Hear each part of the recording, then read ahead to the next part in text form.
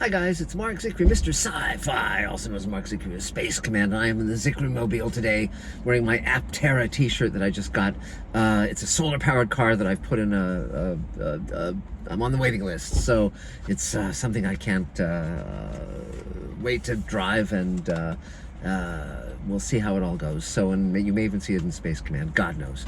But today I decided to answer some questions from our fans, from our Mr. Sci-Fi followers. And by the way, we have a Patreon account if you'd like to support Mr. Sci-Fi, but there's lots of other things coming in the pike. But I thought it'd be fun to answer some of these questions that come in, so let me just hit some of them and we'll go from there. So Sarah Pittman of East McKeesport, Pennsylvania asks, with all the talk in the news now about AI, do you have an opinion about it?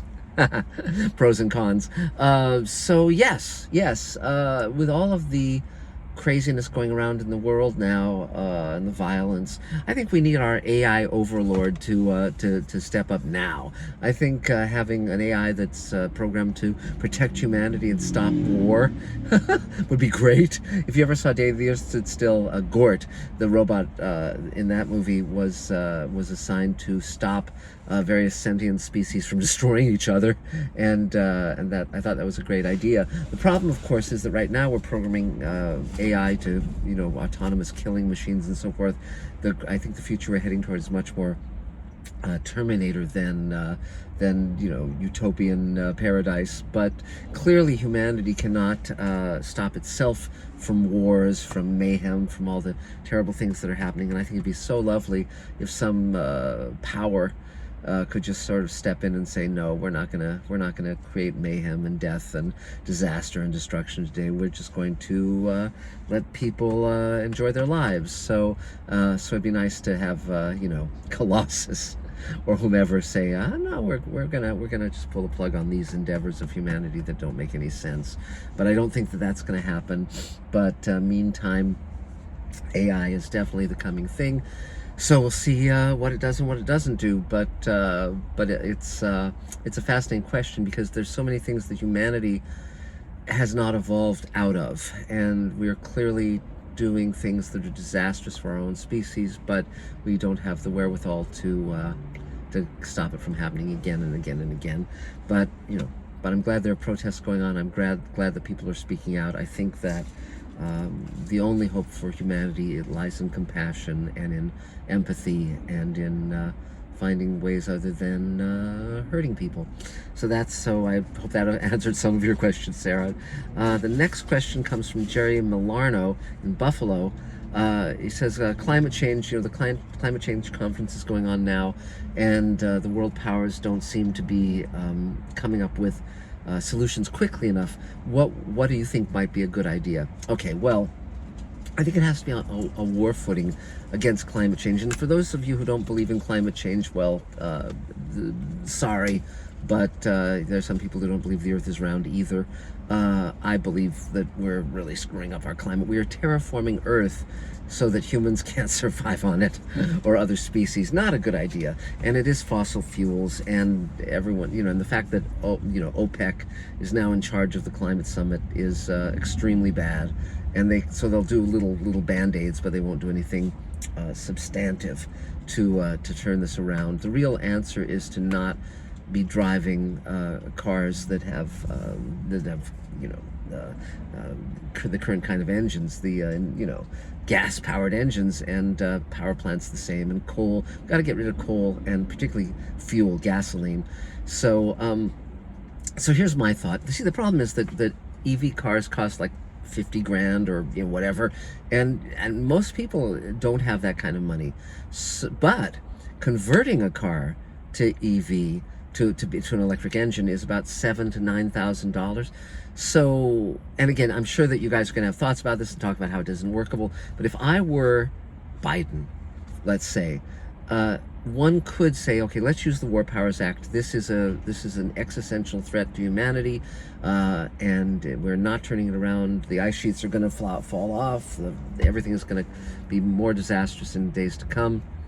I've been hearing about the warning against climate change, global warming, for over 50 years. I mean, it's literally had the oil companies not conspired to slow the process, to create disinformation, to bribe politicians, to basically obfuscate the truth. We could have turned this around 50 years ago. If Al Gore had been elected president, he would have done stuff, and we would not be in this mess, I don't think. So, but that said, okay, so here's one really radical idea, which is, let's say that Biden invokes the War Powers Act, and he turns industry big time toward converting every gas-guzzling car and truck in America into an EV. Period. So it's no cost to the consumer. Essentially what happens is they take your car, they spend a few weeks converting it. It's $7,000 to $9,000 now, but I'm sure if it was done on the scale of hundreds of thousands or millions of cars, the price would drop precipitously. While they take your car, they give you a loaner EV car. They set up charging stations where if you live in an apartment, you aren't screwed. And they basically treat it very seriously to turn it around so that people have electric cars. There's also, I very much like the solar technology coming down the pike. I think it'd be great to have a car where the sunshine powers it. I know you would need to augment that with electric, but I think it's a start. So, but that would be me. I would basically take every car in America and turn it into an electric car. And I think leading by example, something on that scale would mobilize others in other countries to do the same, because expecting people to buy $50,000 or even $30,000 cars, most people don't have that kind of pocket change. And so I think this is something, as with World War II, as with the Depression, where we put people to work, you need to have the government mount a massive industrial change to make things happen and turn it around. And I think that would actually really start working. So no, it's not going to happen, but just a thought. So and I would certainly accept my electric car gratefully. So now let's see. Well, the next question is Felicity Aarons, Flagstaff, Arizona.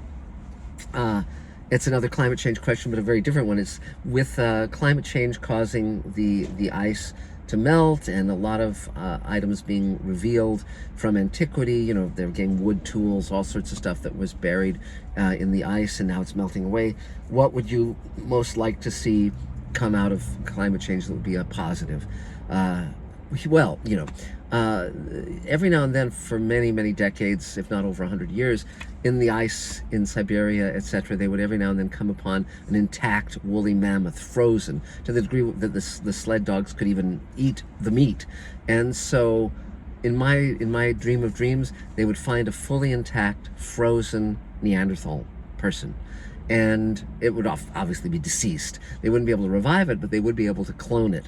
And I think that would be incredibly cool to have Neanderthals back. I think they'd be really interesting. I think they'd be as fully human as we are. And just the discovery of one frozen in the ice would be amazing. And I think it's possible. I think that, the Neanderthals were here thousands and thousands of years before Homo sapiens were in Europe, and they were in the Ice Age. They were built for that kind of hardy climate, and it's not unthinkable that one of them would have died and been encased in the ice and come back to us. So I think that would be incredible and wonderful, and I totally support it. So let's keep an eye out for those guys with no chins. So here's the next one. Tom Feldhammer of Portland, Oregon says terraforming, there's been a lot in the news about Mars and terraforming Mars and so forth. What are your thoughts about terraforming? Well, I had an idea that no one has thought of, which is Mars has too little atmosphere. It once had an atmosphere capable of having freestanding lakes and seas, and was a much more Earth-like climate. Then the atmosphere got stripped away, and now it's unlivable for humans.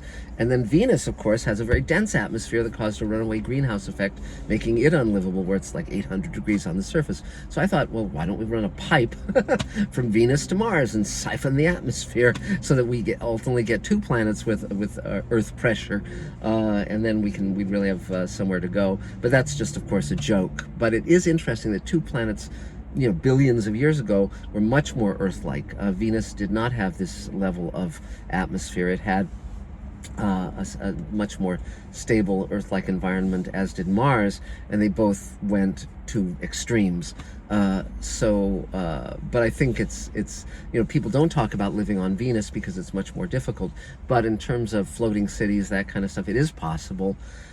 The reality, of course, is that there's nothing like Earth in our solar system.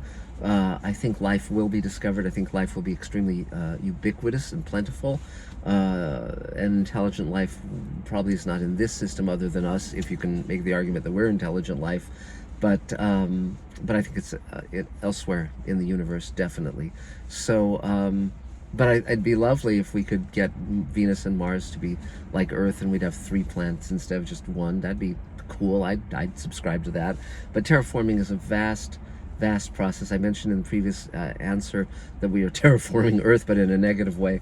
But a terraformed Mars would be great fun. But see, the problem with terraforming Mars is it doesn't have a magnetosphere. It might once have in the past, but the radiation is a problem on Mars, and on Venus, of course, there's many problems. But I think I like expanding into space. I like colonizing space. All of that stuff is really cool, and I